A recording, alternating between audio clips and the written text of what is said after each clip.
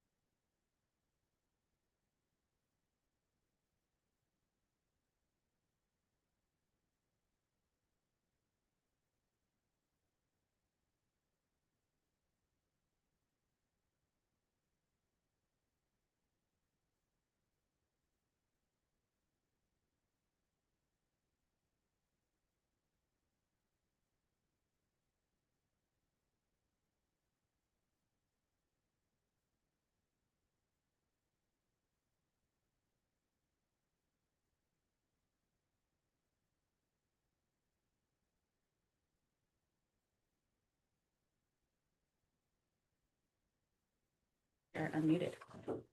Hey, Laura, can you hear us? Yes, I can. Can you hear me okay? Yeah, we can. Okay. Hard. Apologies in advance for any background noise. I'm doing this in a coffee shop. Oh, brutal. So did you see that Mark's unable to join? I did, yes. Okay. Yeah. All right, we have an echo issue we're trying to figure out, but once we're ready to go, if we'll be relying on you to facilitate. What do you think that is? I have no idea. It's not like a real echo.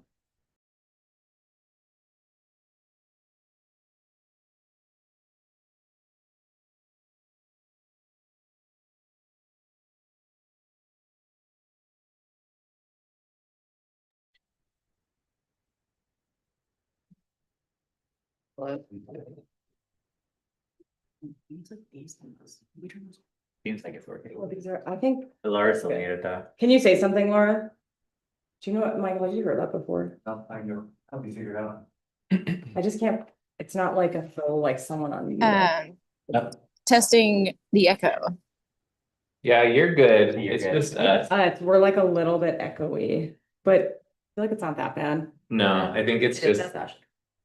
Okay, I think we should go ahead and get started. Yeah. We're gonna have some tech support come in, but it's not so bad, Laura, that it's like we can't move forward. And I think we're supposed to speak into this and not this. Is that Yeah. still They good? both. They I both. think they both pick up, Yeah. yeah. These are I just wonder like if that's supplemental for any that doesn't have one. Maybe that's actually the problem. Probably. It's too close. Yeah. Two mics, right? Like maybe that was it. That would, yeah, maybe that's I better. think that was it. Good. Okay. Okay, Laura, you can go ahead and kick us off. All right.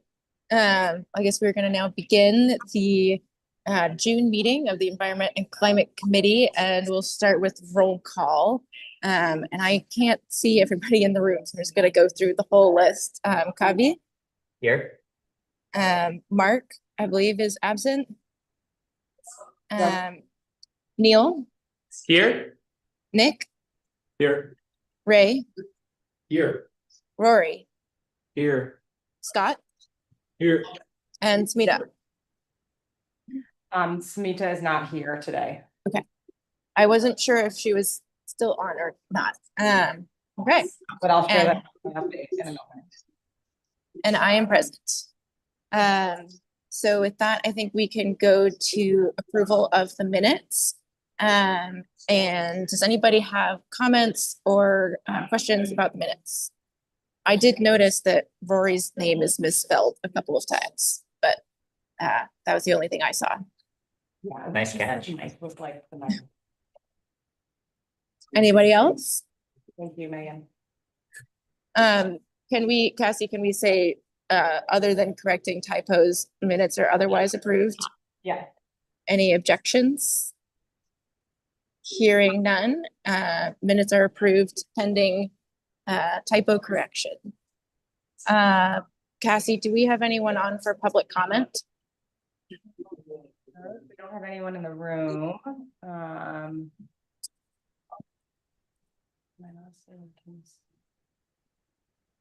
We do have some people in the audience online. So if anyone who is virtually attending would like to make a public comment, you can press the raise hand button on the bottom of your Zoom screen, and then we will give you the ability to unmute your microphone.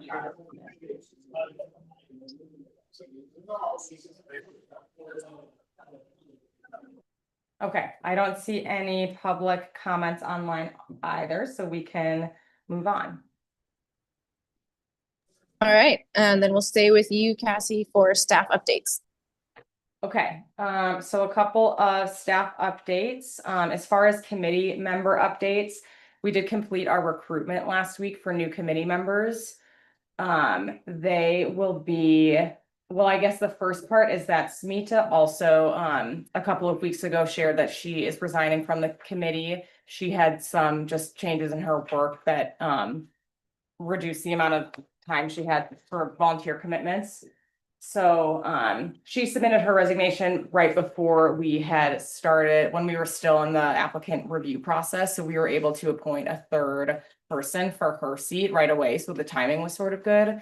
So we appointed, or we have 3 people who are planning on being appointed on June 18th, which is the council meeting next week. I won't share their names until they've been officially appointed, but I can send an email out after we have that stuff finalized. But we did complete interviews and have 3 really exciting candidates. So we're excited to bring those in. And there's no meeting next month, of course. So the first meeting that they'll have will be in August. The next. Can I just make a quick note on that? Yeah. That's the, so we went from the waste materials working group, just as a little inside note, that we went from 5 members to 1. So if I smell or anything, or if there's some reason people are leaving, just let me know. Sorry, go ahead. Okay, the next update is that following our discussion last meeting about the Climate Action Partner Grant Program, we made some changes based on our discussion. We will go over those as an agenda item today, but we went ahead based on the direction that we got from you last time and brought that to council to approve at the June 4th council meeting. So they did adopt a resolution establishing that program. The sort of final step that still needs to happen is that at the June 18th meeting, this is when they're adopting the budget. So that's when they'll officially allocate the $150,000 per year for it. And then if the money is available on July 1st. So that's exciting. And we're going to move forward with that program. And the plan is for you all, the timeline that we put forward is that we would open the applications in late July and close them in late September. And then we would be discussing it and having you all make recommendations on that funding in October. So that'll be coming right up for us. Another thing that happened, another council action that happened, which was sort of outside of this committee's work, the councilors had expressed interest in solidifying our policies related to fleet electrification. So we brought a resolution to the council on June 4th that they adopted that basically said it was an electric first policy. So it said for our light and medium duty fleet that all departments will be required to purchase an electric vehicle as a first option if there is an EV that exists that meets the operational needs. And then the policy does allow for hybrid vehicles as a second, if there is not an EV that meets the operational needs for that vehicle. And then there are some exemption pathways, but there's processes associated with those. And that's for our light and medium duty fleet. It did not address our heavy duty fleet yet. So anyway, nothing for you guys to do on that, but I just wanted to let you know that that happened. We were already moving in that direction because we have the commitments in the CCAP and also in our strategic energy management plan. But bringing it to council just sort of added some additional emphasis on it with the council backing. And I do believe that with that kind of clear direction, and kind of the official policy written out, it will accelerate the rate at which we're adopting EVs. Were there any like projections of how many EVs they're probably gonna buy over the next like biennium? Yeah, the next biennium, I had a slide on it, and if I can remember, there were 2 pickup trucks that would be purchased as electric pickup trucks. I think I would have to go back and look. I think there were 10 vehicles that I think were the police interceptor vehicles, which are available as hybrids. There's not yet like suitable EV options for police. And then there was a couple more. So it was probably somewhere between 15 and 20 for the next biennium. And we have roughly like 287 total vehicles in the light and medium duty class. So we didn't have a projection of how many years that would take to replace because it sort of depends on how much use they end up getting. But over the next 10 to 15 years, those should all be replaced. Cool. Yeah. Any other questions on that? Okay, and then the last update related to city projects going on is that if you recall, we had Jonathan Taylor come in and talk about the Invest Bend initiative that officially kicked off this week with the stakeholder workshops that they were talking about. So Mark was able to attend that on June 10th, and then there's a couple of more coming up. So we'll talk about it when we get to agenda review, but when we were planning for the meeting, talking with Mark, he had shared that he'd be interested in providing an update with you all about Invest Bend, maybe in partnership with the staff, potentially at our August meeting. Okay, that's it for my updates.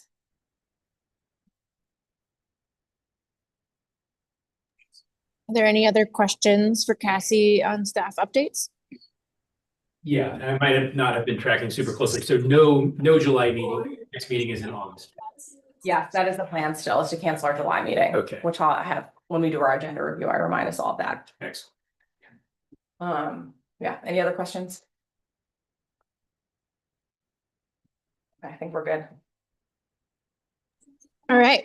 So I think next we're going to move on to updates on the grant program. So Kathy, this one is you again, and if I'm remembering correctly, this is sort of a update meant to be a shorter agenda item so that we can have plenty of time to get to the Energy Navigator update, since we haven't gone in depth on that program yet. Yeah, exactly. Yeah, our 2 main agenda items today is this climate action grant program, which is really just to follow up to kind of close the loop on the discussion last time. And then our main agenda item today is to get feedback on the Energy Navigator program, as well as I do have some updates about our approach to that. So for the Climate Action Partner Grant Program, I'm not going to go through the whole program again because we took most of the meeting last time to do that. But the version that I brought to council had a couple of updates based on our discussion. So the updates that we made was that we gave a longer time frame for implementation. So we said that the applicants have 2 years to complete their projects. We changed it so that it was not going to be restricted to new programs only. We listed planning and scoping as I said dedicated here, but I meant eligible use of funds. We kind of explicitly said you can use it for planning activities. We added capital costs as an explicit allowable use of funds. We wrote in there that partners are allowed to subcontract with a private entity for their programs.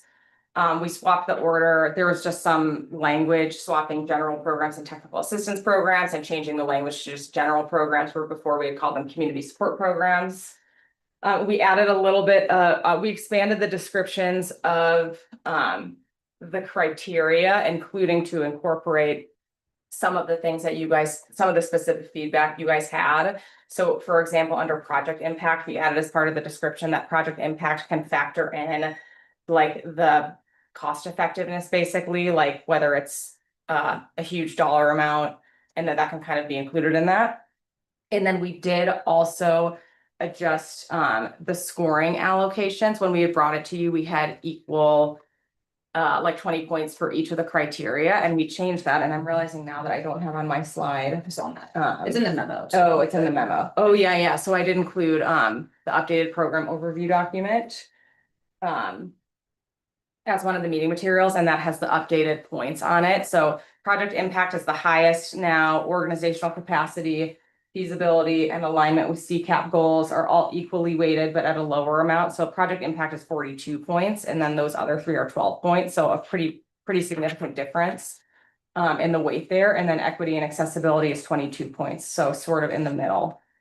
So those are the updates we made to the program document. And then Megan's going to talk through the plan for how we actually do the scoring and awarding, which will help, because we had the discussion around how flexible are we on awarding based on the scores. So Megan, do you want to walk through that part with them? Yeah, so we've kind of gone back and forth with our staff to decide how we want to go about scoring. And so we've decided that Cassie and I, as well as some other like internal staff, are going to review the applications for eligibility. And then we'll take a first pass at scoring all the applications based on a criteria. I mean, that criteria that we're going to build out a little bit more. And then we're going to create recommendations about which applications to award, and then also how much money we're thinking to award them based on the scores that we assign. And then we'll bring that back to you guys, and then you'll deliberate on which applications to award and then at what amount. And then you'll use our recommendations as like a starting point for those discussions. And then depending on how many applicants we have and just like timing of the meeting, we might invite some applicants to attend to answer some questions that you guys might have. And then you guys will vote on who to recommend and at how much, and then you'll recommend that to the city manager. So that's kind of our Does that make process. sense to you guys? Basically, we'll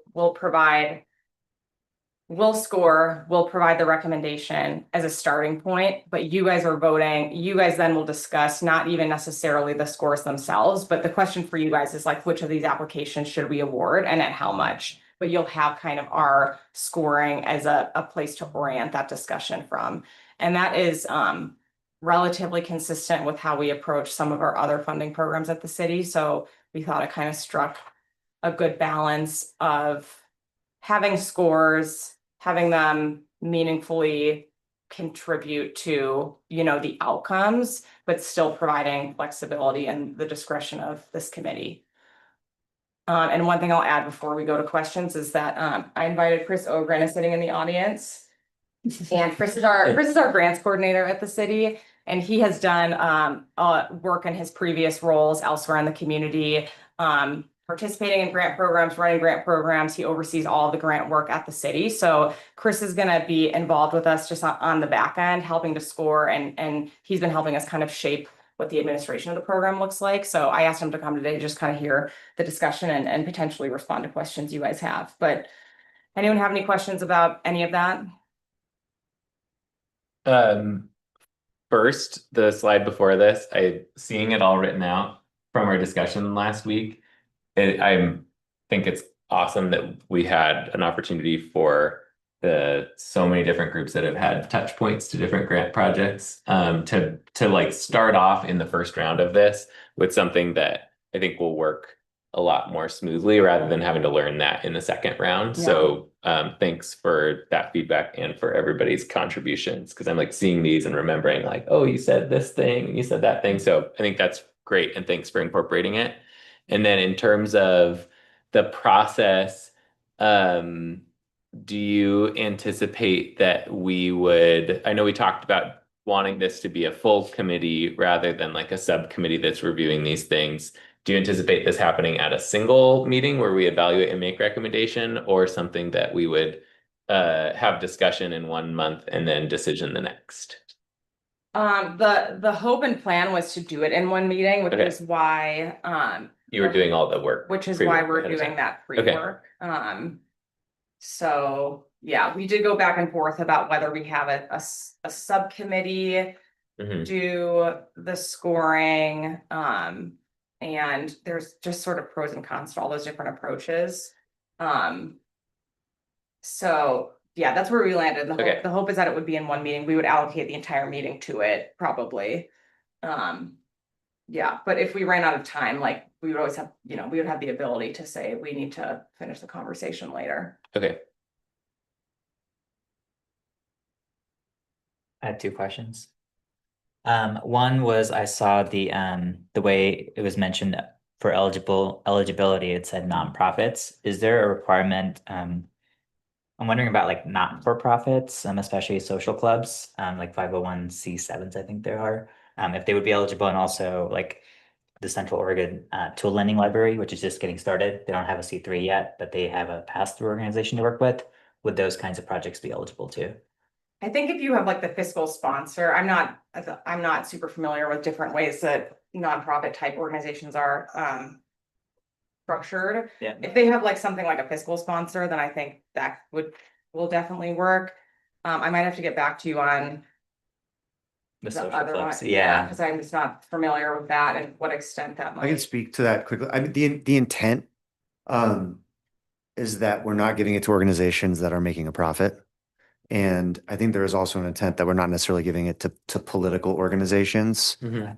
since this is not a political program. And there are certain nonprofit organizations that have a political designation. We would look at what was submitted. So I don't know about the particular not-for-profits under that IRS code provision. Yeah. But I think if it's in line with council's intent, the fact that you're not a 501(c)(3) wouldn't disqualify you Okay. necessarily.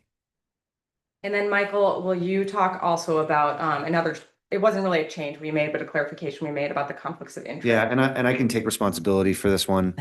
And will take responsibility. So the way this is set up, ECC will be making recommendations to the city manager, and the city manager is going to be making final decisions. Typically, when we go through the conflicts of interest analysis, you're making recommendations to council. So you have a potential conflict, and that potential conflict means you have to disclose the conflict on the dais, and then you can continue to deliberate because council is an independent decision maker. This is because it's the city manager, they're still taking into your recommendation, but it's a little different than council.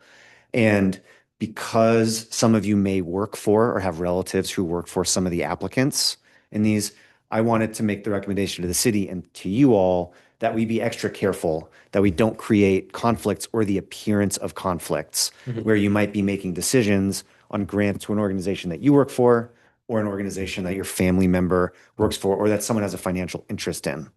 So what I added was a provision that says if your employer or an employer of your family member or somebody you or your family has a financial interest in, that you would recuse yourself from that decision so that you're not making a decision that might financially benefit someone that you have a financial interest in. So that's in there. I wasn't here at the last meeting. I think Mary was. So to the extent there's blame, that blame can be rested here because I swooped in and added that. And I added that both to protect you all under the ethics law and also just to protect the integrity of the program. Yeah. Which is not to say anybody would ever have the intent to do anything wrong, but we want to make sure there's not the appearance of that also. That makes sense. Is that would be when we're actually reviewing the applications, not So we're talking about the program in general? Correct. Okay. Correct. So yeah. So this all, they're very likely somebody you work for that's fine. But if we get applications and someone you work for or an entity you work for actually submits an application, just since there is somewhat of an inherent conflict there, that you would recuse yourself from that. Great. I'm happy to take questions. I wanted to put that on the record, and I thought about sending you all an email, but I wanted to say it in person so that we could have a dialogue since it was different than what was communicated at the last meeting. And then additional point of clarification on that. Yeah. So when it's written that we must recuse ourselves from deliberation or decisions involving funding, is that from the whole meeting process or only when that project comes up? Yeah, so we wrote, it's a great question. It depends on how we end up running it. So if it's a zero-sum game and any dollar that you take away or give is going to affect, then it would be from the entire meeting. Yeah. Yeah. And it looks like that's how it's going to be run. So at least from this vantage point, I think it's going to be safest to recuse yourself from the entire meeting. If this first administration, if we want to make changes to it, we wrote this in a way that as long as those changes are minor and in line with council's intent, we don't have to go back to council. So if there's a way to keep the integrity of the program and make sure that we're not silencing a voice that needs to be part of this discussion, we'll look at it then. That's a good question. So one last question on Yeah, that then. yeah. In the last meeting, it seems like 4 people declared a potential conflict of interest.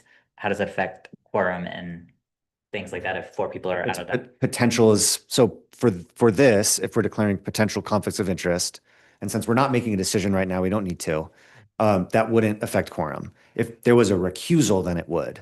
So if we had enough applicants that had, or you had financial interests and enough applicants that it would have an effect on quorum, we'll talk about that and figure out what to do then. We aren't, and I'm not anticipating that will happen. But if it does, we'll have to figure out how to manage it. It's a good question too. Okay. Yeah. Because at the last meeting, it was like, I don't know, I work for an organization that's eligible and could in theory apply. I don't know if it's, yeah, it would only That be was- people that actually apply. Well, and that was Yeah. also, remember, you were making a recommendation to council on the program. So that Right. was potential because you weren't actually deciding Yeah. something. Yeah, keep going. No, Well, I wanted the to last talk about it. question was- I wanted to talk about it now to be transparent, to be able to have the dialogue. Yeah. Okay. Yeah, And no, this please isn't ask questions now. okay. And this isn't specifically for conflict of interest part, but it is for the little bit of a change in the process. Because I think last meeting we discussed the whole committee would review all the applications and score them according to the rubric. But it sounds like that's going to be handled more by the staff side of things, which I'm okay with. I think the only thing from like a transparency standpoint is I'm wondering, is that still subject to open meetings laws, or is that completely separate because it's being done by staff now? So we built in some optionality on that. So I'm going to try to answer your question with a hypothetical. So let's say staff scores the applications. Staff would very likely present their scores to the body in an open meeting. So they would both be subject to the public records law and also publicly disclosed. And then we wanted to do this in a way that gave the ECC some discretion and leeway so that if and when they disagreed with staff scores, that they could deliberate that and have that deliberation be out in the open. So yes, anything that's done will be not just subject to public records, but actually public. But the staff scoring is not in a public meeting, like when we sit and we're doing that. That was your question, right, Covey? Well, I figured that wasn't, I mean, that was kind of my question, was just like, is there still going to be transparency? So It sounds like there will be. both the aggregate and the scores will be subject to the public records law. Yes, Like the individual scores or just the aggregate? individual scores. And yeah, I mean, These are not- any materials that we write, Yep. like we write a note to ourselves on the computer, Right, it's public right. record, so. And that, you know, Yeah, depending on how that gets communicated, whether it's broken out staff member 1, staff member 2, staff member 3, or the aggregate. But all of that is subject to the public records law and can be presented publicly. And just to clarify, we would also be receiving copies of the application to assist in the conversation about the scoring, not just the scores in a staff summary. Yep. But we're not doing the objectives rubric scoring of it. We're taking the scores and then having a more of a subjective discussion based on that. Correct. Okay. That's what. okay, any other questions on this? Yeah. Last question, more just comment, because I appreciate that we're kind of modeling it similarly to, I've seen it with AHAC. So the way that AHAC works it is there's proposals, staff does a review, members do an individual review and score. And then at the meeting, there's a full deliberation. What AHAC typically does is everyone is invited to present. So that's where I think maybe we should have at least the option for folks, because I think typically there's a lot of Q&A beyond just the proposal of like, there's going to be questions that we have for folks. So I would not suggest picking and choosing, oh, we want to invite this person, but. And that was consider- sort of the intent. We wrote it flexibly now just because like in the off chance that we get like 30 applications and we just can't have everybody come and present, which I don't think will happen, at least in, the early years of it. We didn't want to commit like in the document that like every single person definitely will get a chance to present, but that was. The intent wasn't that we would be like, oh, we think this needs more clarification and that one doesn't. It was just kind of like people may, yeah, Cool, that makes sense. yeah, Maybe a threshold if Yeah. needed. yeah. Okay. Right, like if it's like a ton of people and then we have to cut it off, maybe it's like the top half or something like that. Okay, cool. And then, yeah, the process that I've seen typically, like a lot of times there's a spreadsheet and then you deliberate on the amounts and who gets it. Yeah. And then I guess question then, because it sounds like it's still a recommendation, it's still, when we're recommending, it's still a potential conflict because we're not making the actual. Correct. So whether that's city manager, city councilor, it's. So, yeah, no, exactly. It is technical. So trying to do two things. One is what does the law say about, what does the ethics law say about what would be a legal violation? So because it is a recommendation to the city manager, it is still potential. So that's true. We're also trying to both protect you under that law just in case, and also have, for the appearance of the program, the integrity of the program, its own program specific rule that goes a little further than the law does, to say, because somebody has a financial interest in one of these, we want to have that separation between the deliberation and the organization that you work for. So it does go further than the law does. Okay, that Yeah. makes sense. Cool. Can I ask a hypothetical? So you said family members. So if the school district applied for something and my wife is a teacher, that would count as a conflict of interest. Okay. Yeah, And then, but then there's also a difference between Or like potential. an And that- individual having a yes. financial And that- interest versus. And we can talk about, and we can talk about this on the record when but yes, and that is taken from the law. Yeah. So that was basically mimicking how the law looks at a financial interest. So that it's not just you, but somebody that you have a familiar relationship with, as that's defined in the law. Yeah. Yeah. Yep. one last small flag is just looking at the eligibility criteria and the evaluation criteria. The only one that seems a little bit that's in both of them is the alignment with CCAP goals. And I just want to highlight that because having done reviews where something, all projects already meet that, just it affects the review part of it, because then you're just giving like a full score, because all the ones that don't meet it are already out. So I just want to mention that there might be a little bit more subjectivity in terms of how much it aligns with it, I guess. But that was the only one that We talked about that specifically and you're spot on there. I think if for something to be ineligible on that one, it would just have to have like no relationship whatsoever.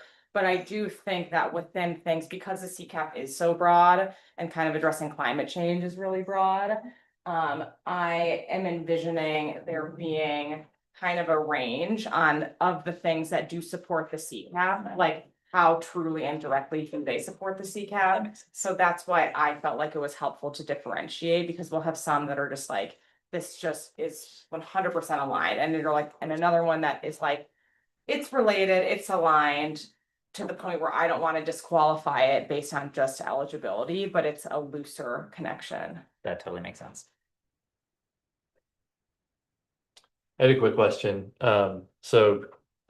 We are awarding grants once per calendar year. I think maybe we talked about this last time, but are we envisioning like an application window? I'm just thinking about like if it's a new program, if someone doesn't know when grants will be awarded, they apply for something 11 months before we're planning to have that discussion, it could put them at a disadvantage because so much could change. No, it'll be like an open window, like, so for this first time, it'll open on July 21st and it will close on September 21st-ish.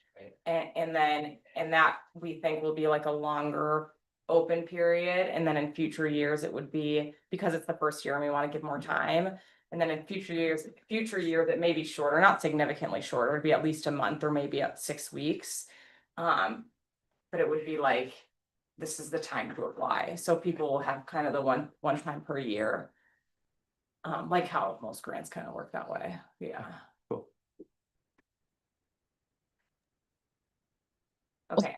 Thanks, Cassie, for the updates and everybody for all the questions. Cassie, are there next steps that you want to summarize or anything else before we shift to the next agenda item? I think the main next step is just well, I guess, so we're planning on doing, the application will open in late July. We are gonna do 2 informational sessions. We're creating, right now, we're focused on just creating the actual program material. So the application will have a web page, an FAQ sheet, that kind of stuff. We'll open the application and we were planning on doing the info sessions, after the application opens, because a lot of times people just don't hear about it or really don't engage until the application's open. And that way, by the time we're doing the info sessions, people can see the application and have questions that are really specific to it. So those are the next steps on our end. For you all, the next time you hear about it will be when we're bringing the applications to you, which will be part of your October meeting packet. But in the meantime, just if you could just help us spread the word. And we'll let you know when we're preparing for those info sessions. We'll do like a press release to announce the launch of the program and the info session. So we'll share that with you all. And if you all in the meantime can just start letting people know about it, that would be great. Can I just add one small suggestion on that based on my experience with the Community Innovation Fund kind of small grant program? We've done a lot of variety of different outreach, and what has been most effective really is as personal as possible. So like almost finding a group of all the potential environmental groups or folks in the space and just like sending a very personalized email to them, even spending a couple hours on that has shown so much more interest than more of the broad reach kind of For sure. work, like the press releases and stuff, Right, which right. is also helpful. Yeah. So I just want to recommend that. And also like reaching out to everyone's personal networks on your can be really effective too. Yeah, yeah. And we've been talking with any entity that would be eligible for it, that we've been meeting with, like we've been letting everyone know about it. And as Megan has continued to just reach out to the groups to, just get to know more people in the community, since she is still relatively new, she's also been sharing that with them. That's awesome. And we've been working with some of our other departments, like our equity department and our community relations team. To see if they have opportunities to get the word out too.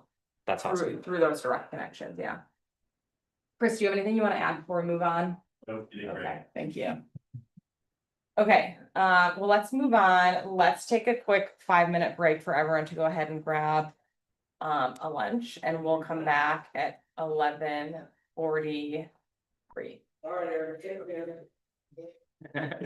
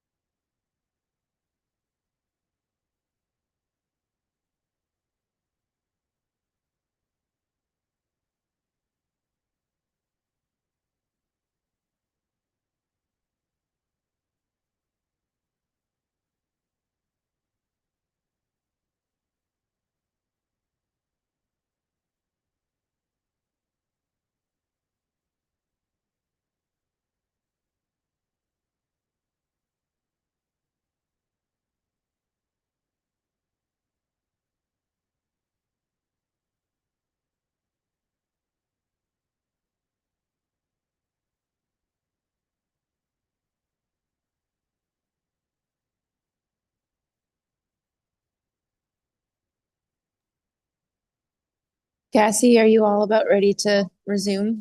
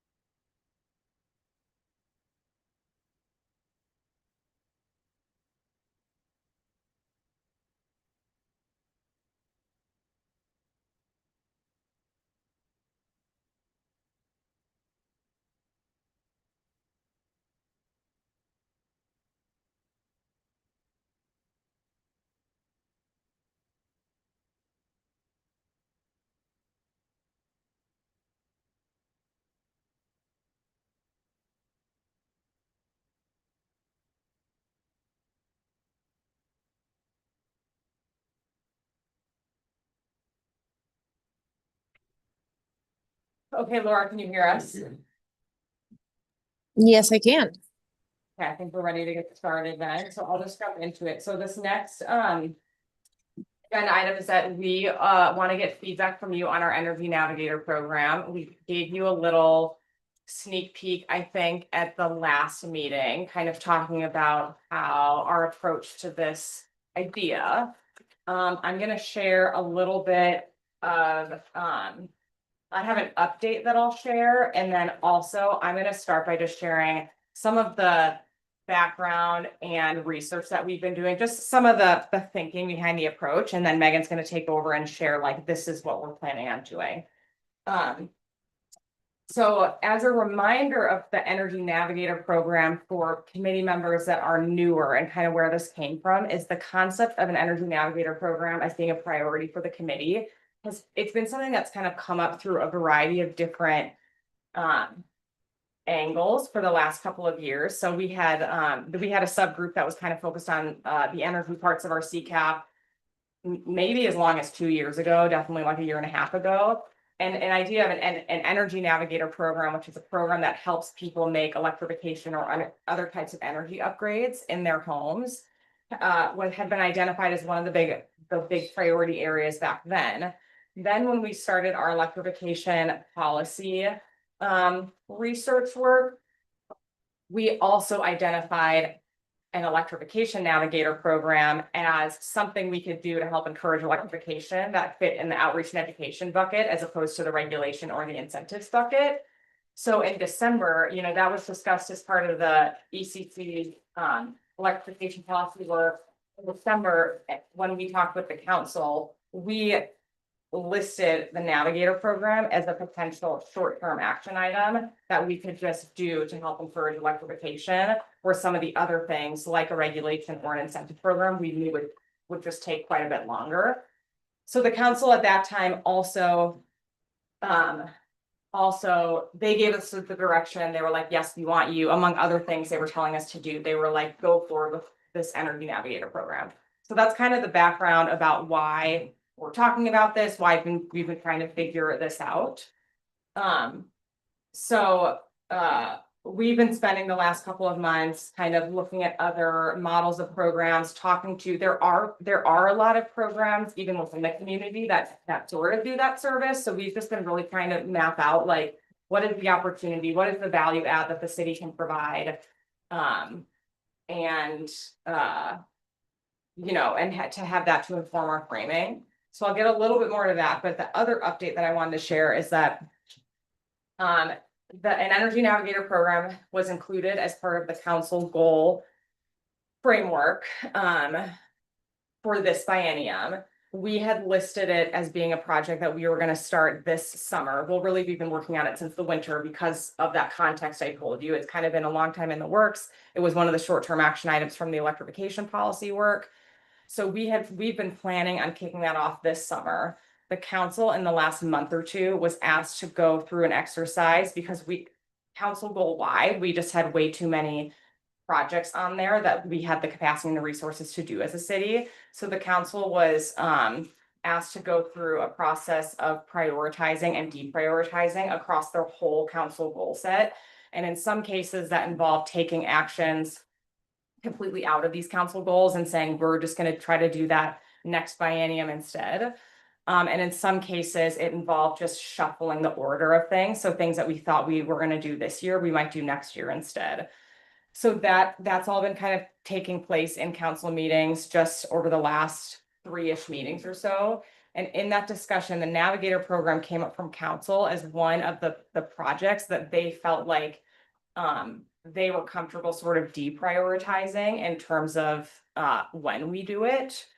So we heard that feedback. We kind of discussed internally, and then we went back and had a follow-up discussion with council. And where we landed was that we're planning on still doing the Navigator program, so not taking it out of the council goal set, but pushing it to next fiscal year as our target launch. And what that will allow us to do, again, we had to do that citywide. So this is not like specific to our program needing to deprioritize things. It has happened across every single area in the city. And what that will allow us to do within our program is really focus this summer and fall on the electrification policy, which is now the electrification fee work, and then also this grant program. And truly, as we were thinking about it, like trying to launch the Navigator program, which was proving to be a little bit, it's fairly complicated to make it be something that's worthwhile to do. Trying to do that and the grant program and the electrification fee all this summer, and with none of those things being planned for the next fiscal year, it made sense to us to just be like, okay, the fee has been the priority for council. It seems like the fee, we didn't have a discussion about it, but it seems like the fee has been more of a priority even for the ECC. So that's the plan, is that we'll still do the Navigator program. We're planning a launch in the next fiscal year. We still wanted to have this discussion today because we have been spending a lot of hours over the last couple of months trying to scope this. And we really want to get your feedback because there's all these different ways you could approach this, the scope of this. We wanted to get your feedback on the direction we're going, see if it's kind of lining up with what this group thinks would be something valuable for us to spend resources on. And then depending on how the discussion goes, we'll probably put it aside for a while, but this will at least be really helpful input for us so that when we pick it back up, which will, by the winter, we'll probably be picking it back up and planning for it again. We can adapt it based on this conversation. That also gives us more time if you guys see something in here where, like, if your feedback is like, oh, I kind of think a whole different approach is needed, we do actually have that time now to do a little bit more thoughtfulness about it. The other thing that it will allow us to do is if we're doing the electrification fee and incentives first, if we're able to establish some incentive program through that fee, which is, the intent behind that, it will actually allow us to build that into the Navigator program, which will actually make the program potentially a lot more valuable in general. So that's just a little bit of background before I jump to actually talking about the program. Does anyone have questions about any of that framing or that council discussion that happened, or any reactions? I mean, I'm curious to hear if that's something that the committee feels like, it was council's decision. So, but is that something you guys think makes sense and are generally supportive of? Is that something you guys are like not that supportive of? Any thoughts? I'll say that I thought one of the biggest opportunities that this is trying to address, and this is, I think, part of the motivation behind why there's been multiple attempts at trying to stand up some of these components, was related to the federal homes and here funding. And because that's a new funding source that doesn't have outreach associated with it, can be braided with other incentives and adds a level of complexity, but a huge opportunity. So I think that was some of the motivation behind that. And with those programs still expected to move forward, but really curious or not knowing how the long-term funding of those programs will go, I feel kind of conflicted in one way of like, well, if they're here for 6 months, we should be like on the ground hitting it hard, like try to get as many projects in our community as possible, in which delaying would be not great. But then also we just don't know. So it's hard to build a program on something where the biggest thing you aren't sure if it's happening or not. Yeah. So I'm fine with either, but just kind of sharing my dual thought on that.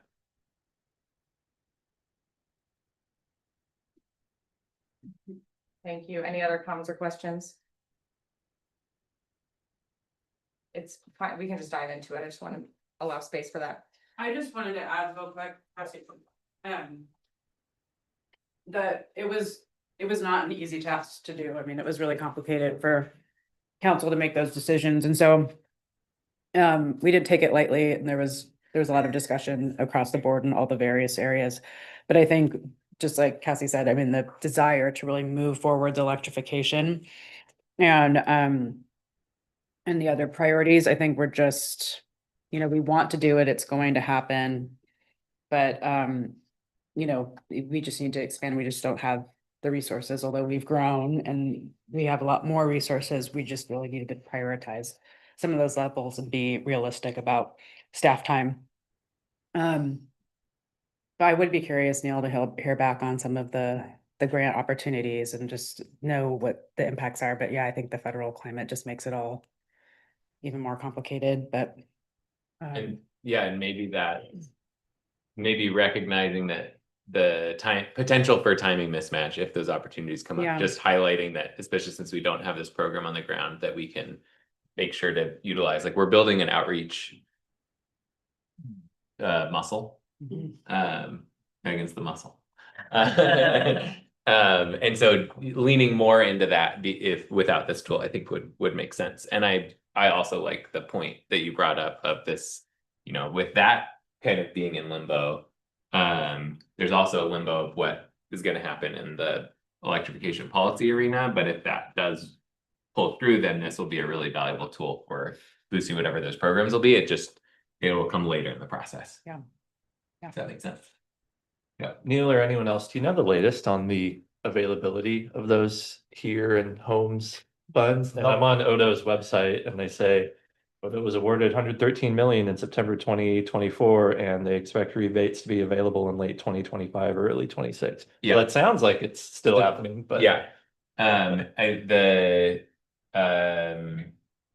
there is funding that they're still working on the implementation piece. It's been state by state. Some states already have dollars going out the door and some don't.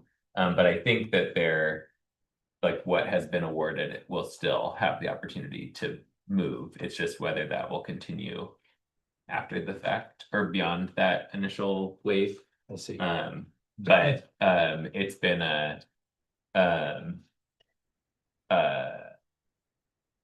there's other states that have been actually rolling out programs because it was given to each state and each state had to develop a program that met the federal standards. Right. And so it's been different state by state in how they chose to prioritize building out those programs versus other programs based on deadlines and staff capacity and stuff like that.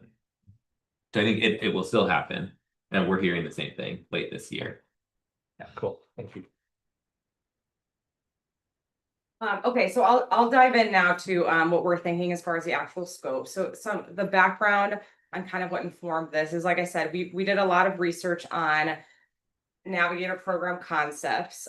We talked both with other cities around the country that have Navigator program Navigator like programs, and then we also talked with local entities within Bend that offer Navigator like programs to people in Bend. And what we found, within Bend is that there are several existing programs that really do provide really good navigator services for certain demographics. These are entities that will go in, help someone understand what the energy opportunities are in their home, connect them with resources, connect them with incentives, connect them with contractors, and do kind of a full suite assistance. Some of those partners that we found that do that are Neighbor Impact, who does it for low income. They have a market that's pretty very low income. It's around, I think it's 200% of the federal poverty level, which is, they said, roughly 60% AMI. So they do a really comprehensive program. That's their weatherization program, which is federally funded. The Environmental Center has a program called the Home Energy Assessment Program, which also does a similar service for low income, but also other underserved groups within Bend. And I think maybe someone from the Environmental Center can clarify for me, but I think the low income level is more like 120% AMI. Yeah, it's and low and below. moderate. So they provide that service to many more people than who are able to get that kind of assistance from Neighbor Impact. And they also have a partnership with the Energy Trust where they get expanded incentives that are not available to everyone through that program, so they can really bring the cost down. So that's another program in our community. Central Electric Cooperative runs a similar program for any CEC customer, so that it's not income qualified. You just have to live in CEC territory, and they come in, they have sort of a simplified energy audit. And then they do the same thing. They connect you with all these resources. CEC is a relatively small portion of our community, so it doesn't serve that wide of a swath of our community. And then a new upcoming opportunity is that Electrify Oregon has been running a training program where people can be volunteer energy coaches, and they'll offer free coaching services to anyone who wants it. But that's a very new program that's not actually officially launched yet. So that what that turns into and sort of what the level of service it provides is pretty TBD. So between the discussions and the research we did on, because again, our question has been like, where is the gap that we can fill? We think that where there is a gap, and sorry, I messed up the it's too late now. But the graphic is so pretty. I messed up the graphic. I did a little swap of the slide. The gaps that we found is that, and what I meant to share too is those ones that I just shared about, all of those are free services. So people that do not qualify for any of those groups, because they're all amazing. The great thing about the existing programs is that since we have low income and underserved groups served through that, it really does, the existing programs are, they are serving our underserved community members, which is good. All of those programs are free. There are options in the community where people who do not qualify for those programs can get similar types of services through a private entity, but they would have to pay for those services. And so that paying part of it is just a barrier in and of itself, not even necessarily a financial barrier, because we're talking about moderate to higher income people, but even just like just a process and information barrier. It's not like right there easy for people. So in our review, we found that the biggest gaps are basically providing those types of navigator-like services for the rest of the community, which again is it would be 120% AMI and above within Pacific Power territory. And we often think about wanting to, focus our programmatic dollars on underserved communities, but because those people are already served, and also it's the middle and the higher income demographic actually probably takes up a larger portion of the impact of buildings, of homes in Bend. So that's a gap where if there was a navigator program that could just help get those people to be doing more projects and connecting them with the resources, and those maybe homes that have more financial ability to do some of those projects, there is a GHG benefit to be gained there if we could target that. And then the other opportunity that came up is that because there are these different programs, there's an opportunity to just play sort of this clarifying and promotional role where we just try to get more people into those programs, drive participation in them, but also help, like, even just the navigating the different programmatic options out there can be sort of confusing for people. And in our discussions with the partners, those 3 partners, they shared that that's something that would be valuable for them because they're frequently fielding calls for their programs and they're not eligible for their programs, and then they try to direct them to the other programs, but they're not always coordinating with each other. So it's kind of something that they felt like could there would be value in helping to kind of streamline that, and the city can play a role there. So that's sort of just some insight into like what our thinking was that has informed our scope. And then this slide is just kind of recapping a little bit, but the identified community partners that we identified are the 3 I mentioned: Neighbor Impact, CEC, Environmental Center. We included Energy Trust of Oregon as a partner because they of course offer the incentives, but they really don't provide that kind of direct one-on-one assistance program for, at least for just individual homes. They have certain programs for commercial, if you're like building, where they provide a little bit more assistance, but not necessarily for someone who just lives in a home and wants to like figure out how to make their home more efficient. They do have a lot of good written resource on their website, but it's not that one-on-one assistance that we kind of talk about with a navigator program. And then the general feedback we got from, and then the volunteer electrification coaches that I talked about. And then I guess I sort of shared this part already, but the main feedback that we got from those partners is that they thought there would be valuable in us boosting visibility of their existing programs, helping to clarify the differences between programs, facilitating collaboration among service providers, driving the participation, and then but they did caution that they really wanted us to avoid duplicating programs. And there's kind of this tension between like, how can we come in and add value but not actually just end up contributing to more confusion by suddenly having the city event navigator program. So that's a line we've like really been trying to figure out, and it's not 100% clear where that is. And the scope that Megan is going to go into is sort of where we have landed on where we think we can balance that within the resources that we have available for the program. Nice. Okay, so Megan's going to take it away with the actual scope of the program. Cool.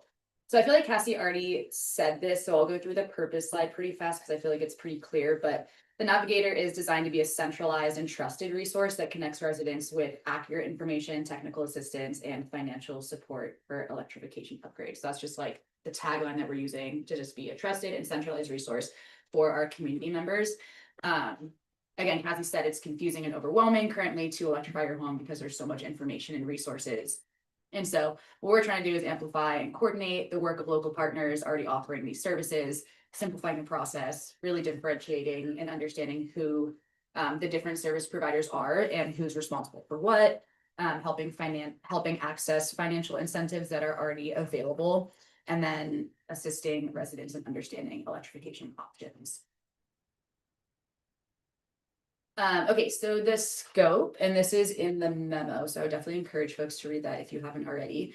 But it's to educate then homeowners and renters about local, state, and federal resources for energy efficiency and electrification updates, to coordinate existing programs, expand reach, and clarify roles, fill in existing gaps by reaching the entire Bend community. And then in the next slide, I'll actually go through the services provided, but providing services and assess gaps and opportunities over the next 6 months, and then kind of using lessons learned from those first 6 months to build out a more robust program for the following years. So kind of all in all, the city is going to offer free home energy audits to all residents, elevate and promote existing programs, and then facilitate collaboration among the community service providers. Okay, so the services provided, there's kind of 4 main buckets here. And it's kind of changed since the last time we've spoken about the Navigator program, and then we've added the free home energy audits. So this is going to be on a first come, first serve basis, open to the entire community. So like Cassie was mentioning, there's existing free energy audits or walkthroughs that other organizations in the community provide, but they're not necessarily community-wide. They're kind of targeted towards specific demographics. So ours would be community-wide, making it accessible to anybody, especially those who may not qualify for other programs, but still face barriers to electrification. And then these audits are just a foundational step in helping our residents understand their energy use and then options for electrification that are available to them. We're also going to host quarterly community workshops and then office hours that are tagged on to those. So these will also be free, hybrid workshops that focus on just energy efficiency. What is energy efficiency? What is weatherization? Who does what? What are the financial incentives that are available? And then we'll have our community service providers come to those meetings. And we're still kind of working out the agenda, and I'll show an example agenda on the next slide, but we're thinking it'll be more of like a panel situation where we'll have the service providers who are the experts in their field talk about like what their service is and who they're geared towards helping. And then, like I said, we're going to have office hours after, so individuals can stay on and ask like specific questions that they have to the service providers. We're also going to have quarterly community partner convenings. So this is convening all the service providers who would be the panel members on the community workshop, but having all of them come together once a quarter to like synergize and collaborate their efforts. Because one thing we heard is that even just talking individually to our service providers is that they don't really understand 100% what other service providers are doing and where there's like synergies that are already happening. And so sometimes I would relay like, oh, this organization is also doing this or already doing this. And so I think we were thinking having them come together in a meeting and just facilitate that collaboration. So there's more internal synergies and streamlining efforts would be beneficial. And that's something that we heard from them. And then lastly is just, we're calling it a resource information hub, but it's really just a page on our existing website with links to resources and just a place for people to go that's not necessarily a workshop setting. And then, yeah, I have like community outreach under there, but we would be doing community outreach via all the methods during that entire process. Example community workshop agenda. Yeah, so kind of like starting with the basics of electrification and weatherization, talking about financial incentives, moving on into like who's responsible for what, and then a panel discussion with the different partners facilitated by us. And then we were thinking of coming up with like FAQs that were anticipated questions from the community and having those be the panel discussions. And then having the office hours really be that time for members to ask in-depth and detailed questions to the service providers. Okay, that was a lot, sorry. So we're really just looking for your feedback on this kind of approach to the program. Yeah. And I think Cassie said too, like we have time now to kind of like rethink the structure if there's any big like issues that you guys see with it, or I don't know, now's the time to I have one question on the list of people that you interviewed. Besides the Electrify Oregon volunteer coaches, were any of those groups allowed to talk about choosing a different fuel source in their services that they provide?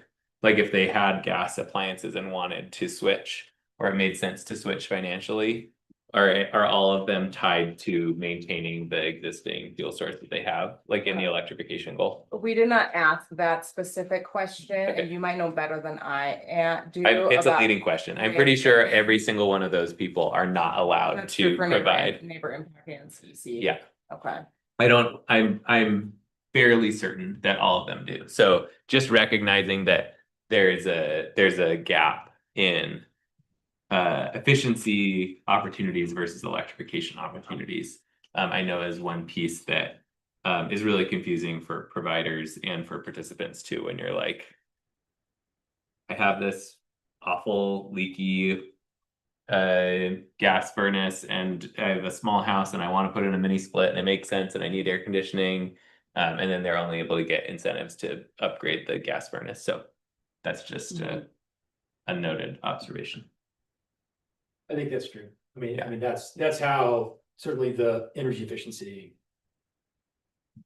programs work. Right. I think, and the thing that's confusing is that some of the tax credits don't work that way. They don't have Right. a restriction. obviously electrification programs per se aren't gonna maybe be prioritizing that. So one comment I would have is just to think about what the scope of like energy conservation stuff is that we're trying to do here. I noticed in the memo, it is kind of was nested underneath electrification policy. It references energy efficiency, also electrification policy. You know, I don't know where it would sit with like renewables and those incentive programs. For my part, I think we'd want to just promote everything. Be like, hey, you're somebody looking to save some money and save some carbon. There's a lot of ways to do that. But I think that's a discussion we're having as a group. Yeah, and I think the idea behind like subsidizing, since we're not recommending like creating a program where we are going in and doing, doing the direct one-on-one assistance. The idea behind subsidizing the audits for people, kind of like we saw the audit as a good entry point for anyone to kind of, because that's what you need first is like, what are the opportunities in your home? Totally.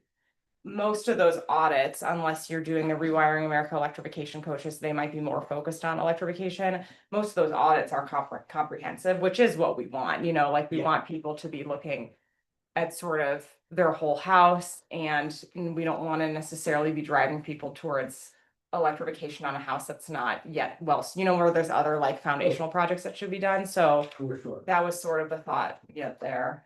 It's good to hear. And that was gonna be my main thing was like, I think the audits should be scoped broadly. I Yeah. wouldn't wanna say, this is an electrification audit, it's only gonna have. Yeah, and I can't remember if you said this part, I know it's in the memo, is that with the audits, the idea is that we would issue an RFP and we would find a partner to be doing those audits. And so, yeah, some of that would be the devil in the details about the scope. Are we like, would we scope the audit really specifically, like you need to check for these things, or would we leave it more open-ended and for people to propose, this is the type of audit I'm willing to provide for people, for the budget that the city's allocating, and this is how many, because even within audits, there's a huge range, you can do the full blower door test type, analysis of your house, or a lot of these other programs do much more simplified audits. And my thought for that, I haven't gotten this specific since we have some time now, but my thought is that I would write the RFP sort of open-ended, because if we have a budget amount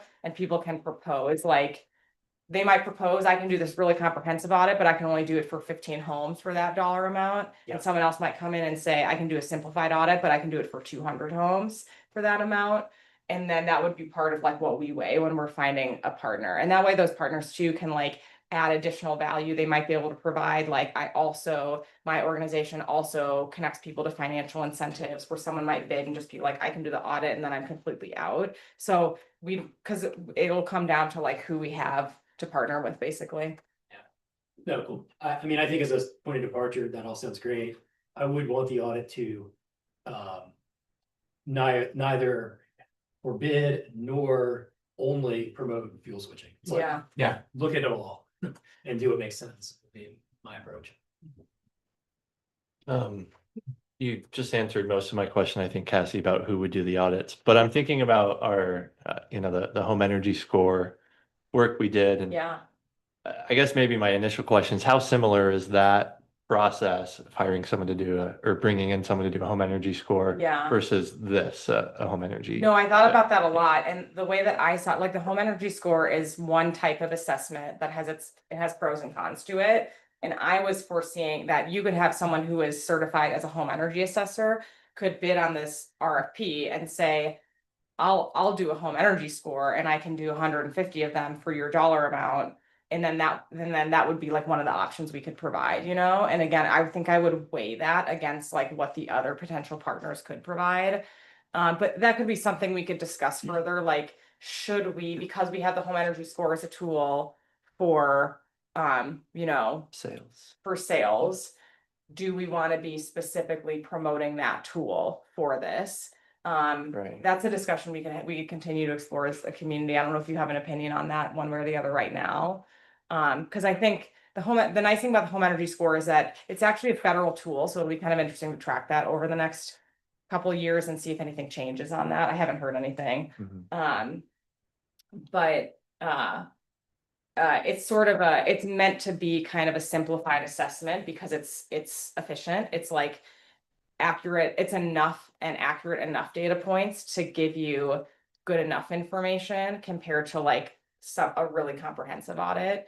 So the question is like, do we want less people to be doing more comprehensive audits? Or do we want more people to be getting home energy scores? And do we want to really like lean in on the home energy score? Yeah, that's an important question. And I guess relatedly, I was thinking the way we built the home energy score program is there's not one single provider. There's a list of like qualified home energy score assessors. So I'm wondering, you just talked about one way to do this home energy audit was send out an RFP Yeah. for potentially one, kind of sounded like Yeah. person who can say they can do X amount for the funding the city has available. Yeah. Just wondering if it would, are there pros and cons to just doing it similar like we have for the home energy score, where there's like a list of eligible Yeah. auditors Yeah. that folks can pick and choose from, and then there's maybe from the city like this is the amount you'll be rebated for to all of those auditors. We could think about different options like Yeah. that. I do think if we were gonna have multiple providers, it would be important that they're using the same assessment tool. So the home Right. energy score would be a good standard for that. And then the administration, we'd have to just figure out the administration options for it. It would be more complicated for us to have, but I'm sure we could pick like 3. And then any of those could be reimbursed. Like neighbor impact, for example, we subsidize the low income scores. And so if someone wants to do a score and they qualify for the low income program, neighbor impact is the only provider they have to work with that. And then we reimburse neighbor impact directly so that the subsidy doesn't go to the homeowner, it goes straight to the provider so that the person receiving it just doesn't have to exchange money at all, which is kind of a nice way to do it. But we can do that with multiple partners probably. I was going to just distinguish from the home energy score program to this program. If the city's paying money, we have to work within the public purchasing or public procurement laws. And that will depend on the amount of money that's actually going out the door and how that money is going out the door. So when you think about this program where we're actually could be paying a company directly or several companies directly, that's just an extra layer we need to think about in how we structure this. Could it be structured more like a rebate? If it was going to a consumer, could it be structured more like the water efficiency rebate? That's what that's what we would want to look at Okay. as we figure out how to construct this, to just make sure that the funds that are going out the door from the city are complying with procurement rules. Right. That's true. And ethics rules. So, there's a distinction between the companies that are doing the audits and the companies that are doing the work. Mhm. If we were to select an auditor and then somehow everybody would be funneled to that auditor to do the work, that is another issue that we need to think about so that we have fairness in the work that's being done too, that a selection of an auditor doesn't result in a de facto selection of a contractor.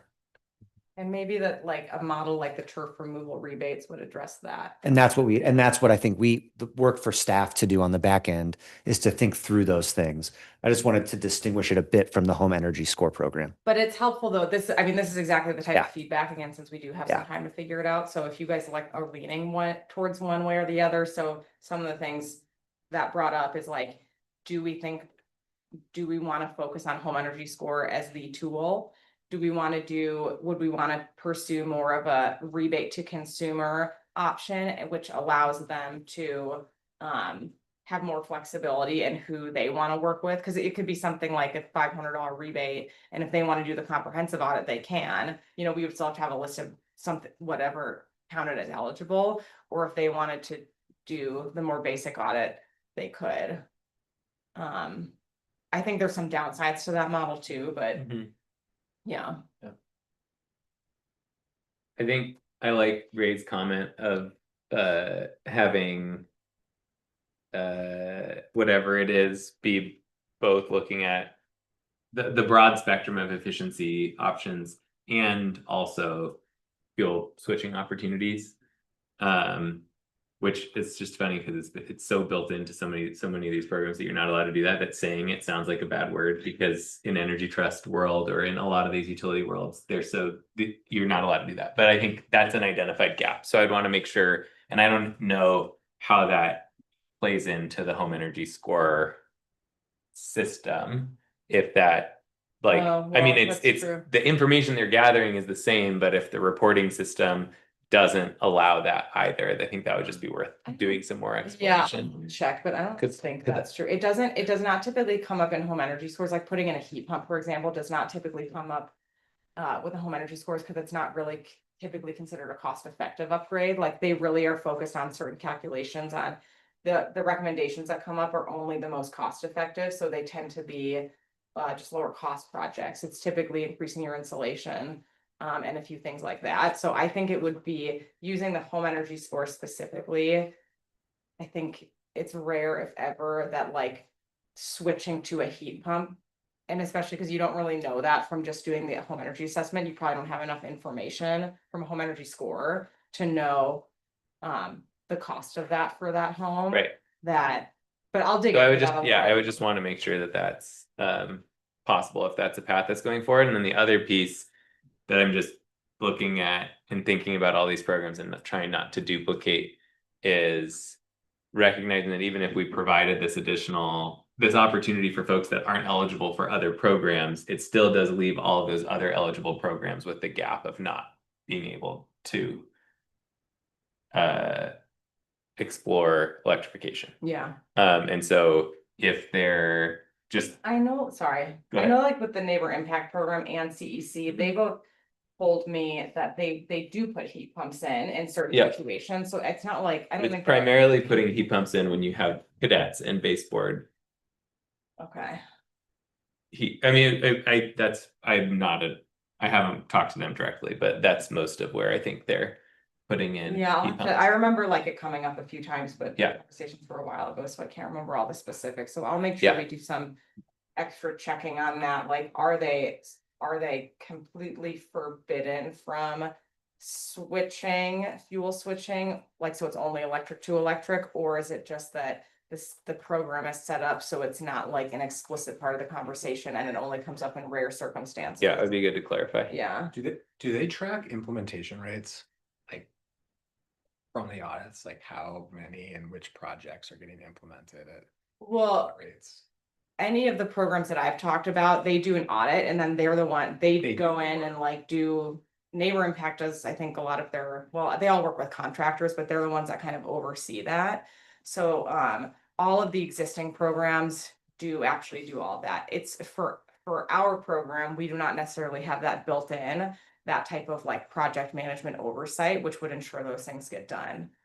I'm like wondering about it from like a outreach perspective, like a more targeted outreach, and it would be possible to learn from their data who is more likely to implement and not, or like what underlying factors. Like I think Neil was pointing out that like there are certain heating and cooling systems that are easier to retrofit and Yeah. therefore cheaper, and therefore you're more likely to bite, right? Yeah. So just wondering if we could like learn from that to get the outreach. Yeah.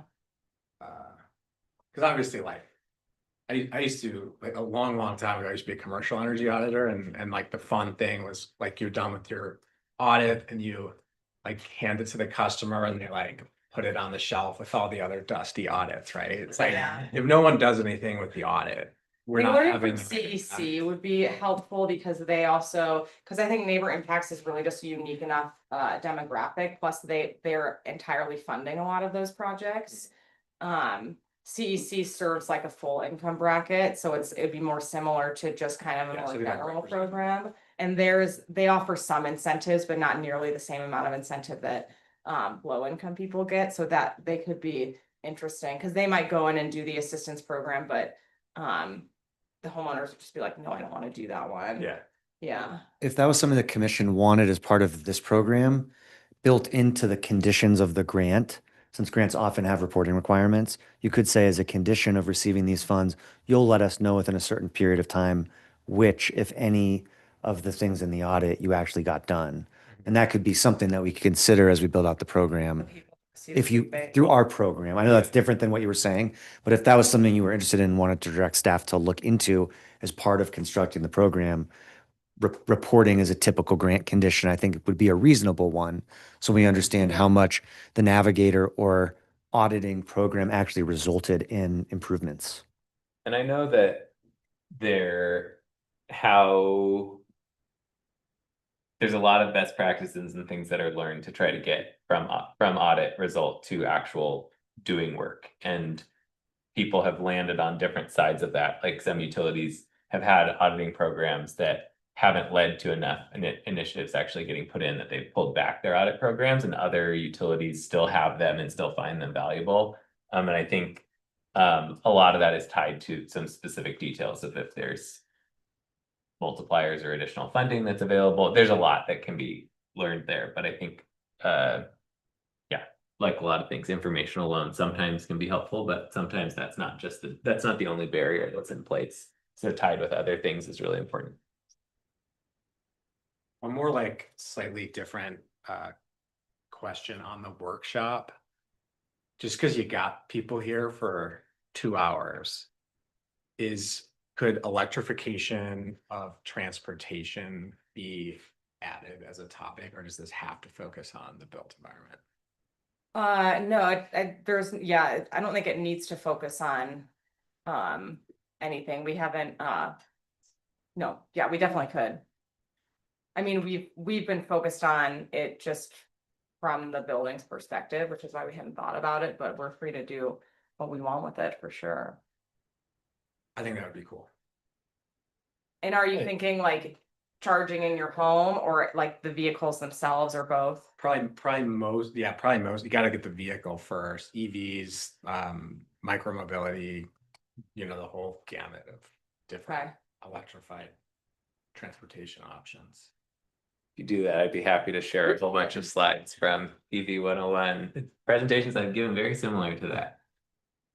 Well, I mean, I think it does get back to the scope, right? Whether Right. you're doing electrical efficiency, gas efficiency, Yeah. electrification, exploring renewables at your house, maybe exploring electrifying your vehicle at your house. I mean, I'm looking at all of that when I'm thinking about how to conserve some energy and save some money, right? And I actually don't care at all whether I'm putting solar panels on or buying a EV. Like, And- I'm gonna do whichever makes the most sense. I know, I think the workshops, the primary goal that we oriented the workshops around was driving participation in these existing energy efficiency home assistance programs.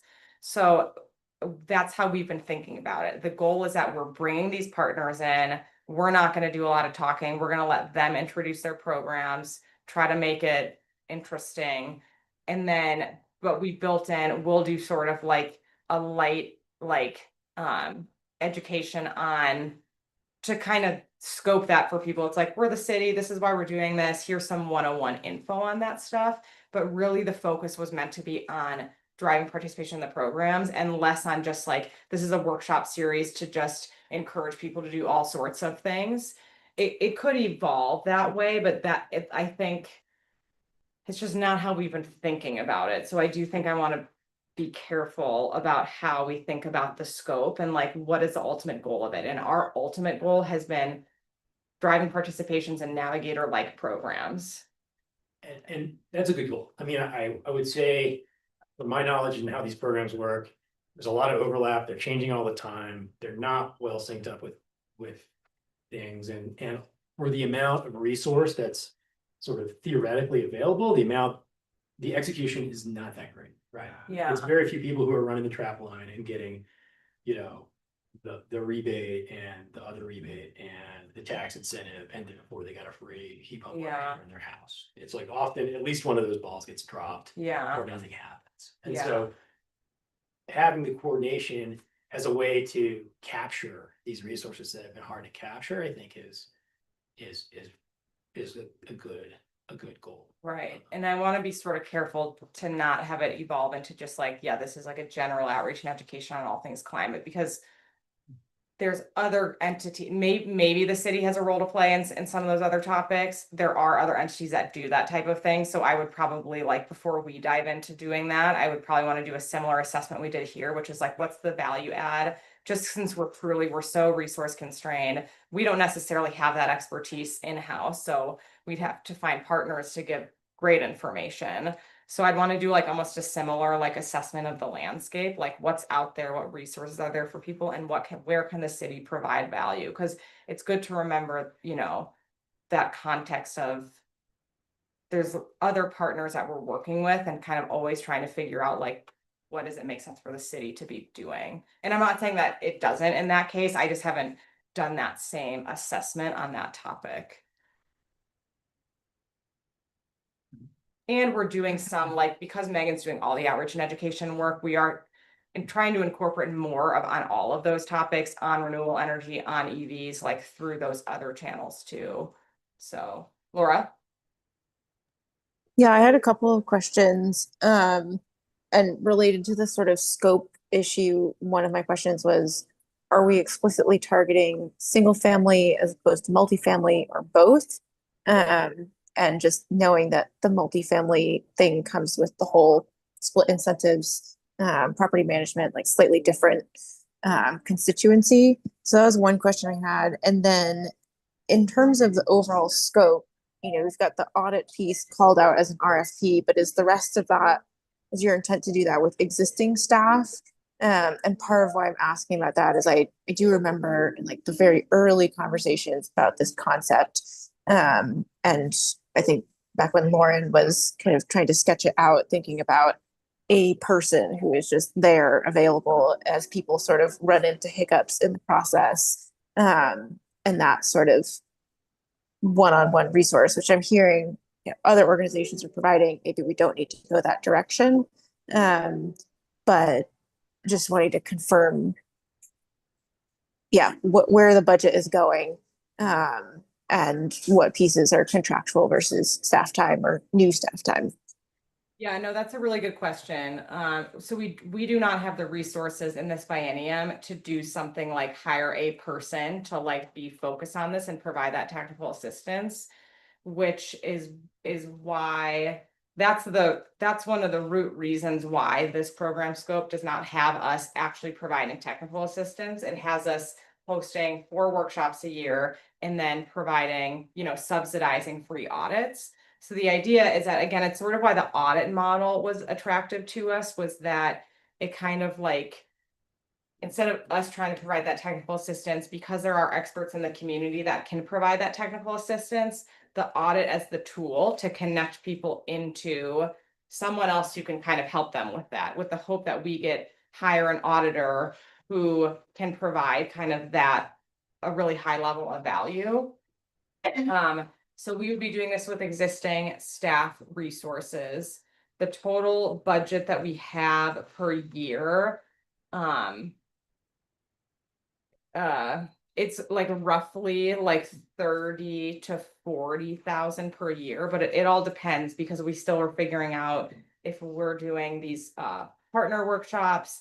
We would likely want to compensate or kind of hire the partners to come participate in those workshops. And we haven't figured out like the costs of all of it and how it fits together. So I don't know how much would be available for the audits themselves, but in any case, that's not enough money to like hire a whole person. So that's part of what informed, I guess, this model was like not really looking at that, like, can we pay a person to kind of play this navigator role? But the local partners also did give us the feedback that they did not think that that was a good approach anyway. So it kind of like, because of the worry that it would just create more confusion, be another like similar program, that we kind of went away from that direction. And if we bump it to just next year, it will allow us, we have that much allocated for each year, that will allow us to have more money for the 1 year. But then, you know, I don't know how we would need it to be refunded in future budget cycles, which we don't know exactly what that would look like yet. Cuddy. I have some questions, and I'll just share that I don't have a very good understanding of this. I do work for an environmental center that has the home energy assessment program, but I still have a very limited understanding of many of these pieces. And I think I might have missed a little bit at the start, so hopefully I'm not asking something that was already answered. I'll just share that I rented a home for many years and actually volunteered to, I think, have a home energy assessment at that place before I left.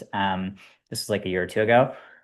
And that was the first time I heard about, because we had a gas pump water heater or gas water heater, natural gas. And that was the first time I heard about the whole fuel switching thing, which I had not even known about. And that was kind of a surprise to me that you couldn't switch to a heat pump water heater as part of that program, which was, I think, through ETO. Was that? We talked to you about it Yeah. because you work for the environmental center, but that's not available through Energy Trust to do the fuel switching piece. That was my first time, because I asked the question. I was like, oh, would this home be eligible for that? Right. And that was the answer, and I was surprised to learn that. Yeah.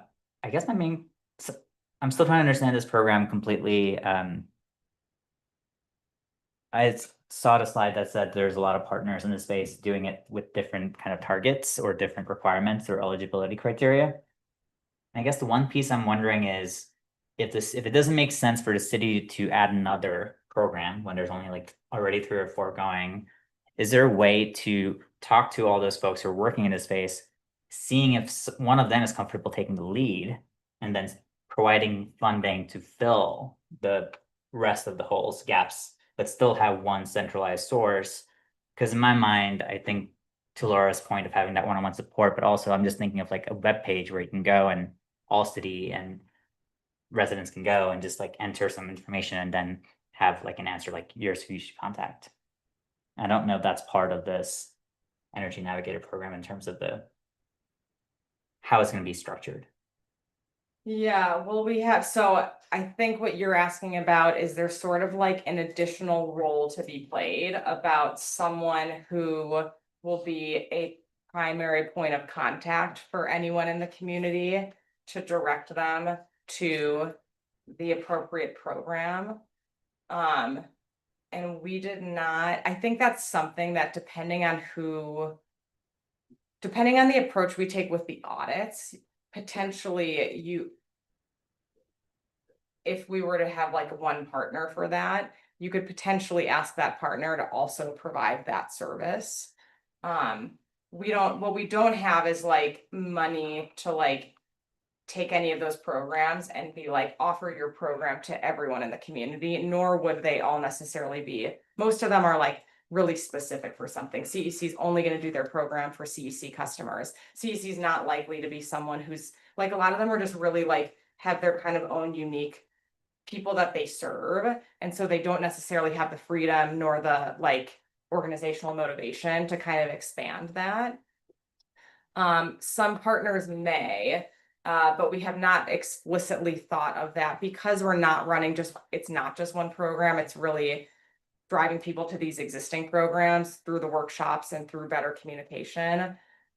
We don't have that built into this model, but if that was something that people felt like was really valuable, like having a one number that people could call, we continue to explore that a little further. It feels a little bit tricky given like what we have to work with in terms of like the way we're structuring the program. Thank you. Can I ask a follow-up question to Yeah. that? I'm trying to understand this piece. So it seems like this program is going to be open to everyone in the city of Bend or residents. But then it mentioned first come, first serve basis. I think I heard someone else ask this question. So is that based on, would that be limited to how many per year, or does it is like a calendar that keeps going further out, or is it multiple people doing the audits, or I'm just trying to get a better sense of how it's limited? Well, it would be limited by the budget. And this program, there's kind of these two parts of it. There's this idea that we would subsidize free audits. That's the part that's the first come, first serve, because we'll have a budget amount that we can, allocate towards that. And we don't know how many that will offer, but by the time we're launching the program, we would know how many it would cover. So that's the part that would be first come, first serve. And then the workshops are something that we'll just also be doing, and anyone in the community, regardless of whether they, received one of our free audits or even want one of our free audits, will be invited to attend the workshops. Those are sort of community events. So it's not like, I don't see it as like one program so much, if that, does that answer your question? It does, and I guess I'll just leave this point because this is a part I just want to like convey is the workshops I think sound great because I think that's very much a city role.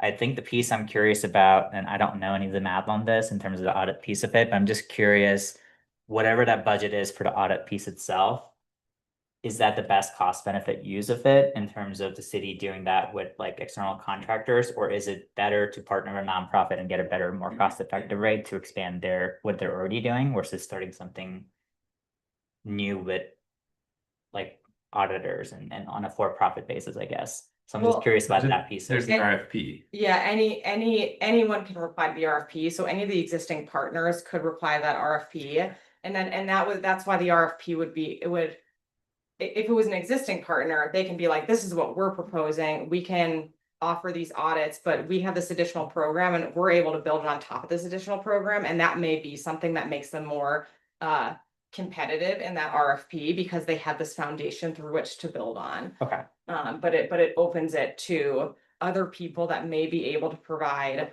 free audit services that doesn't have an existing program too. Okay, that I think helps answer that. I just had another comment. Laura's hand. Oh, has been sorry. raised too. Go ahead, Sorry, Laura. I've been raised No, before. that's fine. Yeah, I think Kavi raises a good point in terms of what's the highest and best use of the funding available and is it free audits or not? And I forget who made the comment earlier about sort of conversion rate from audits. And it's like, is the audit availability barrier or is it what happens after the audit? The barrier to more things happening. And if it is that conversion step, I mean, you guys did the work on this, right? And like heard from partners. And so if this is contradictory to what you heard from partners, like I will drop it. But it feels to me, having gotten an audit and done very little afterwards, right? The sort of hotline and like one number to call to figure out, what is the best next step for me that's not just coming from sort of one entity that has its particular direction, it does seem helpful. And if at least a portion of that funds could support that, even if that's still an RFP piece, I think at least having the option for that to be a component of the RFP might be valuable. Yeah, I don't know quite how or where in this process would be helpful, but it's touched a lot of the topics we've talked about. I just want to point out that Odo has this tool online. They call it the HIPPO, the Hub for Incentive Programs and Projects in Oregon. It kind of matches some of what I'm hearing, like people thinking about potentially designing this program, where you plug in your household information and then it gives you the whole range of types of upgrades and stuff and the rebates and incentives that are out there to do those. So it's not kind of one. I mean, it's Odo, but it's, they're public. I feel like they're sourcing for multiple different options and resources out there, not sort of one organization's preferred things to look at. And it does, to some of the scope questions and conversation, the categories it gives you cover things like electric transportation, solar, in addition to heating, ventilation, cooling, water heater, efficiency, cooking, stuff like that. So I don't quite know where that fits in, but there is that resource out there. Yeah. And just to build off of that, Rory, like I could see having a number to call, right, as being okay, I plugged my information into the HIPPO, like, can you help me understand what it's telling me? I feel like that's the piece that could be next. And I guess I'm definitely very open to the idea of like, is the audits the best use of that money or not? It's something that we added later because we felt like it was, but this is all valuable. But to give, I guess the way I was seeing it is that, so if we, based on the resources that we have, if we wanted every program, like if we had use the money to do the one phone number, someone you can call, what we have the resources to do is that person can say, here are some resources for you. You can talk to one of based on your situation, you qualify for the environmental centers program. Maybe you qualify for neighbor impact. Maybe you qualify for CEC. they could tell them that, they could point them to Hippo and say, here's another tool that you can use, or you can use the electrification coaches. What we do not have the resources to do is for that person to tell that caller, here are the opportunities for your house. Because the opportunities for your house, the very first step for that, if someone calls this one person and they're like, help, what do I do for my house? The very first step for them is that they need to do an audit in most cases, or you can use something like a Hippo, like the Odo tool where you can plug it in yourself. But the audit is the part that both gives you the value and valuable information. And the auditor is the person who then can tell you, this is what I've learned about your house. Here are the options for you. So that's what we would be looking for in the audit, you know, the person who's providing the audits. So we're connecting people with the ability to get that one-on-one assistance in the house. $30,000 to $40,000 is not enough for one person to call one person and for them to go and figure out what the opportunities are in that house.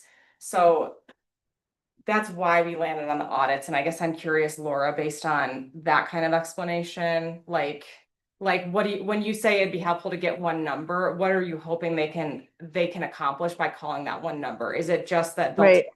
programs they can go to, but if there's no free audits for the vast majority of people that call, they're going to say you're not qualified for any of these programs. You can look at the Energy Trust website, or you can you know, potentially the electrification coaches from Rewiring America, maybe a potential opportunity, or you can direct them to doing something like working with a private entity to come in and help them more directly.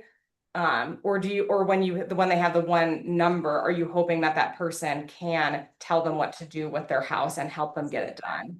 I think it's more being like helping people go from step to step in the process.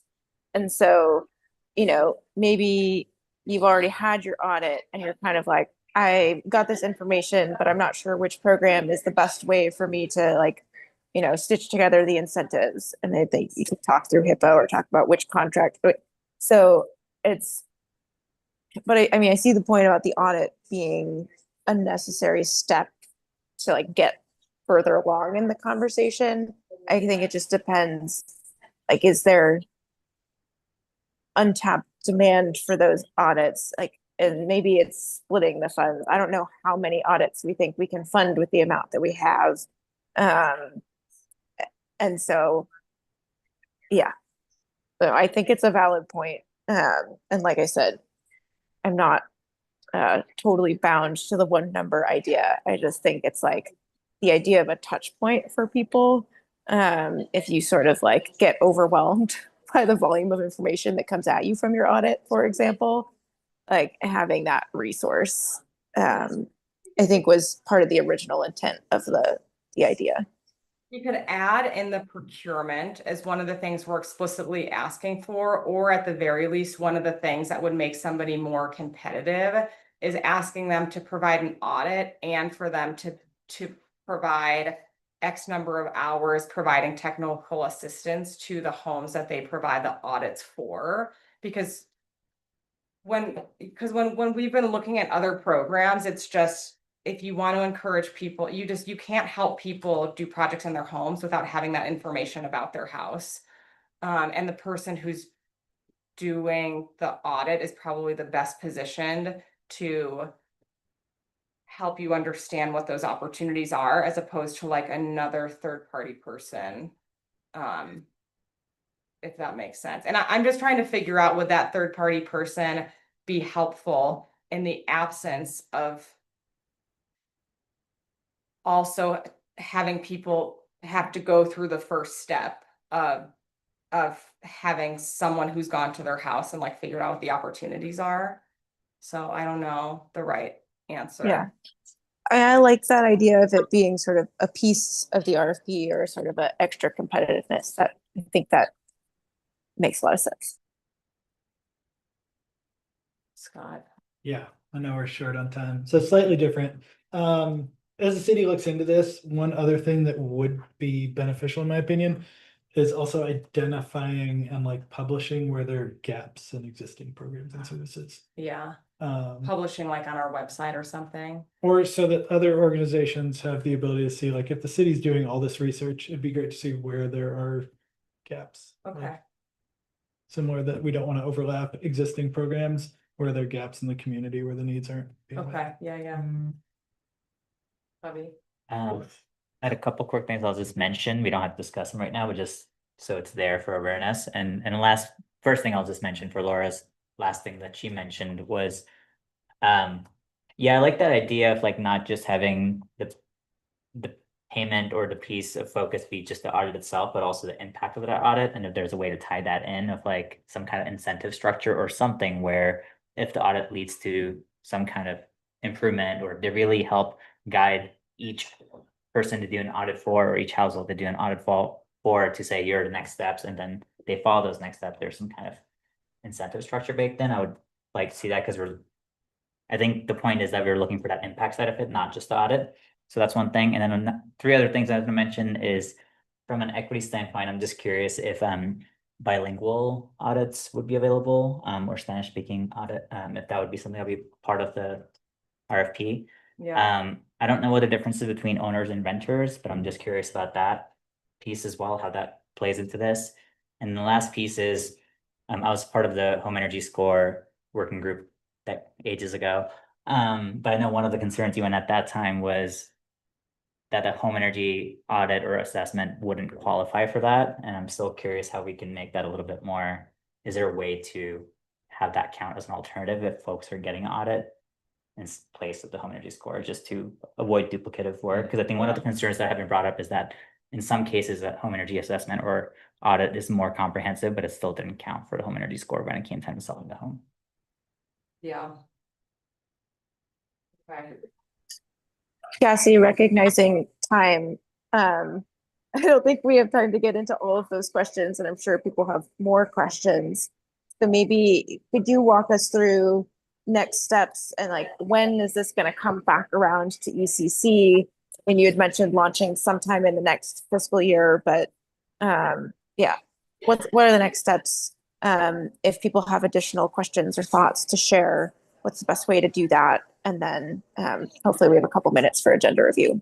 Yeah, no, thank you. I think that this has been a really helpful discussion. We do have a long time since we really need to I figure out the answers to these things. So we've documented the questions and the thoughts.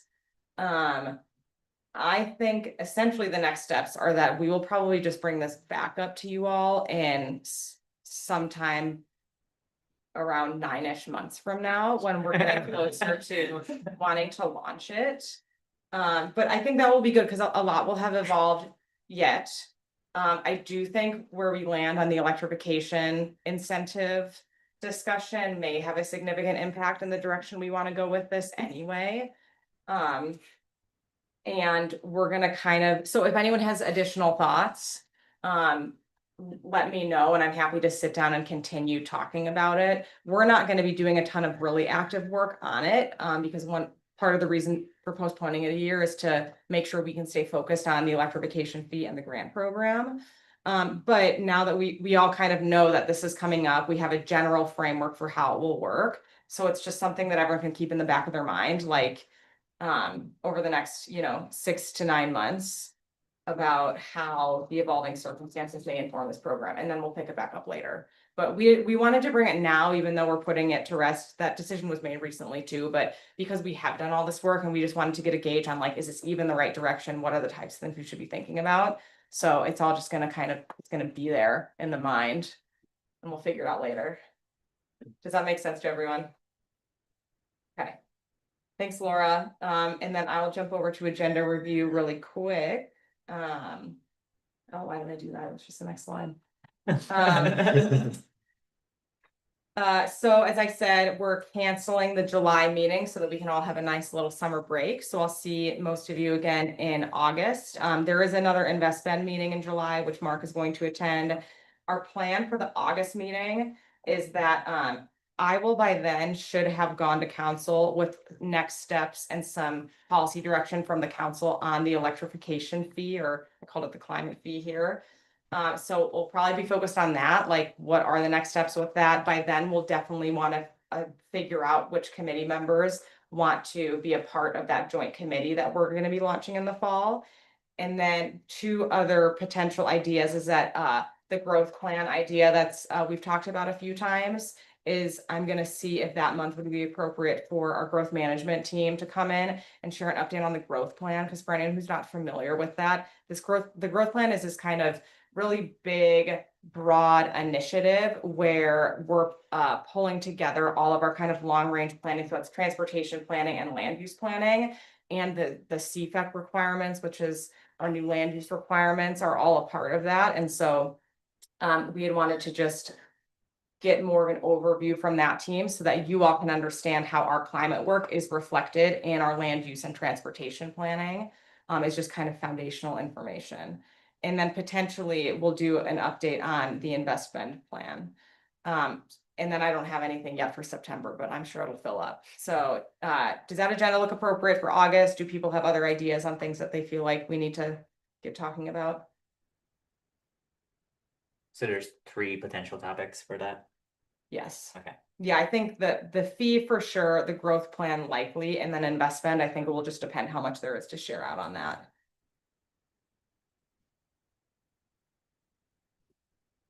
Okay, Great. thanks everyone.